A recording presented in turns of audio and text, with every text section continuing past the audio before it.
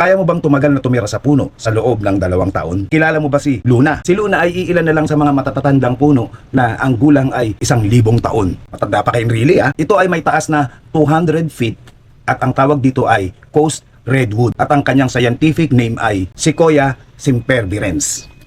Sana tama pagkabigkas ko, na matatagpuan sa Stratford sa Humboldt Country sa California sa Estados Unidos. Nakatakdang putulin ng Pacific Lumber Company si Luna. Sa katunayan ito ay minarkahan na para putulin at ang tanging paraan lang ni Julia Butterfly Hills para mapigilan ang pagputol ay tumira sa itaas ng puno. At noong December 10, 1997 nga ay umakyat sa puno si Julia na ang tanging pakay niya ay pigilin ang pagpuputol kay Luna. Pero sino ang makakaisip na siya ay tatagal at mananatili sa loob ng mahigit na 2 taon sa itaas ng puno? Matindi ang pinagdaanan ni Julia sa pagtira niya kay Luna. Tiniis niya ang napakalamig na tag-ulan at ang mga malulupit at mga bayolenteng mga bagyo at ang mga matitinding hangin na kung saan itinatali niya ang kanyang sarili sa mga sanga para hindi siya tangayin. Pinutol ng mga loggers yung mga puno sa paligid ni Luna para takutin siya. Nagpalipad din ng mga helicopter sa paikot-ikot ng puno nang sa gayon ay para maharas siya.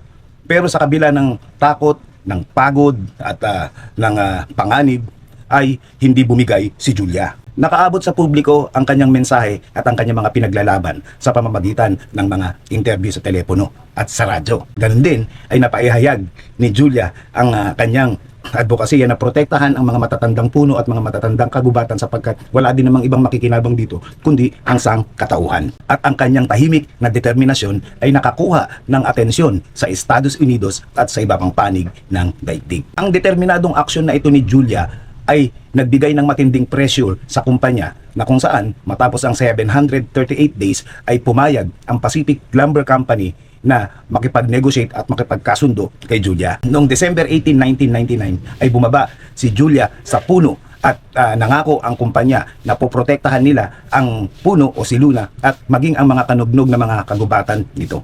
Ligtas si Luna. Mahigit 2 taon bago muling umapak sa lupa si Julia kaya't siya ay nasanay doon sa mauga at na makilos na kapaligiran kaya't mabilis siyang nawawalan ng balanse nung siya ay nasa lupa na. Ngunit ang kapalit nito ay panalo at kaligtasan ng matandang puno at ng mga matatandang kagubatan. Isang determinadong aktivistang walang leader na nakapagligtas sa mga puno at kagubatan na sana ay forever nang mawawala.